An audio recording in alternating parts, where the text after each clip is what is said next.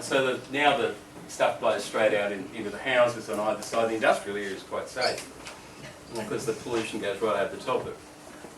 This is the 1945 expressway plan refusing to die, and it's the planning maps from the 1945 scheme, and you can see how these were all going to be surface roads, of course.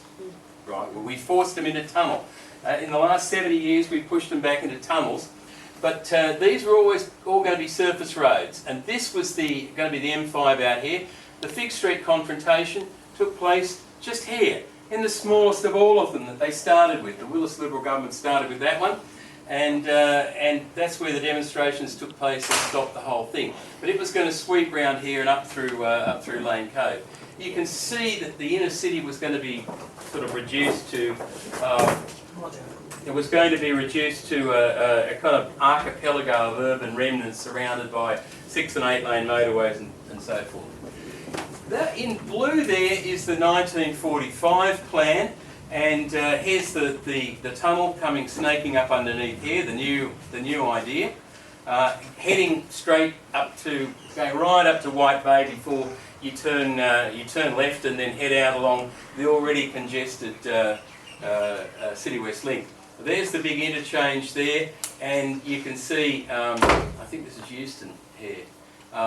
You can see that they're basically pushing they'll be pushing traffic up into this area here, and just in a minute we'll just show you what's this. This is the effect that they were looking for in 1945. That's the sort of city that they wanted to create, that people were rebelling about. And that's a very crude illustration showing what it was going to be like. Looking south from here, as if you were flying above here, looking south, and there was going to be this motorway going down the Wally Creek Valley. That's the Princes Highway there, and this is the F6 heading that way. So they're still trying in one form or another to do this. Now,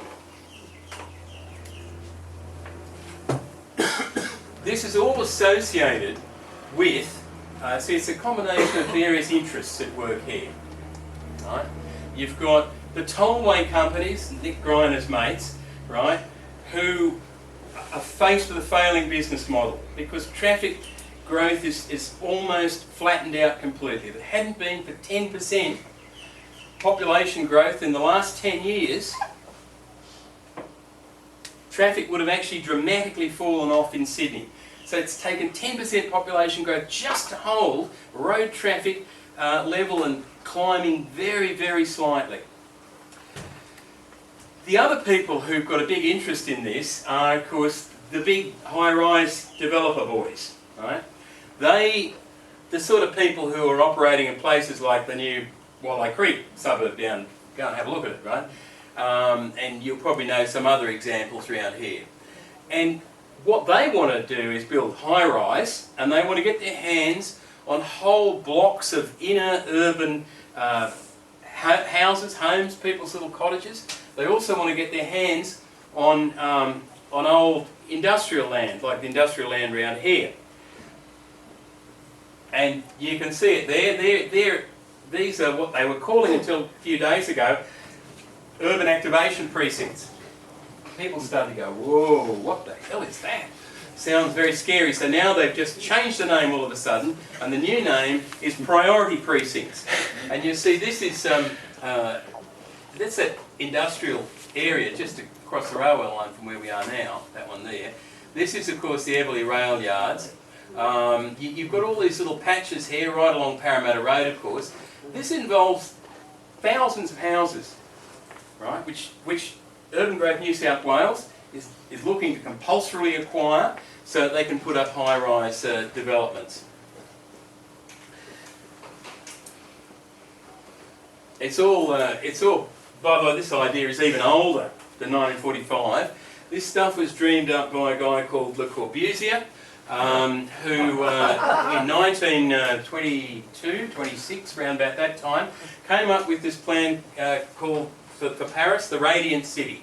And it was going to be based on 8-lane motorways crossing Paris and a regular grid of 60-storey apartment towers. Right? So it was all, it was car-based. And any public transport was going to be pushed underground, and he was one of the people who was influential in having the Paris Metro develop and getting rid of the trams out of the streets of Paris, because on the surface the car was going to be king. Right, that bit there, some of you have probably been to. It's you know, if you come back down this way, it's you cross the Seine and it's the Ile de la Cité. So it's right in the middle of historic Paris there. But this is what he wanted to do. This is from the Westconnex Delivery Authority, and this is their vision of Parramatta Road. And of course, you've got the high-rise buildings behind there, but they very cunningly covered them. If you look carefully at the original, this is a very grainy version of it. If you look carefully at the original, you'll see that you can just make it out over here that the tower that goes up there is right in the corner, and there are other ones here that go up there, they're right in the corner, but they've covered them with trees to give it that boulevard-like effect. Look, just a couple of really interesting things. We're right now at we've right on the top of, we've passed over the peak of conventional oil production. The only thing that's keeping it going at the moment is expensive unconventional crude, and that's expected to peak in 2016 unless the world economy collapses, right, which looks like it's about to do. And so if they ever completed this motorway system, we'd be over here somewhere, right? So we'd be well past the peak of oil production. And that's another little dirty secret I'll leave you with, and that is that this is Australian trend in vehicle kilometres travelled per person. All right, and you see there's this steady climb that goes up from World War II. There's World War II there, steady climb, and it's now rolled over the top. And the change came when petrol hit 90 cents a litre. The global financial crisis was a bit later. And the other dirty secret is, of course, there's the levelling off of passenger car travel starting back there in 2004. How am I going? Have I overstayed my welcome? Getting close. Getting close. Again, there's the change in car use taking place there. It was sort of like 1% a year, and then it changed. Per capita private travel by city going down since 2004. Public transport use going up, but there's Sydney right at the top, and it's only growing very slowly, whereas other cities like Melbourne, where they had old unused capacity, right, plenty of old unused capacity, suddenly start to rocket up. Perth, they built new stuff.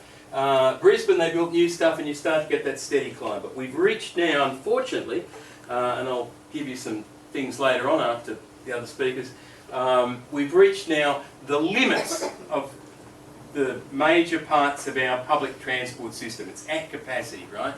And if we could answer that capacity problem, then we would certainly see a drop, an actual drop, large drop in passenger car travel, a large drop. But if this thing goes ahead, we won't see that at all. It'll just suck all the money out of the system for the next 15 years, an awful lot of money.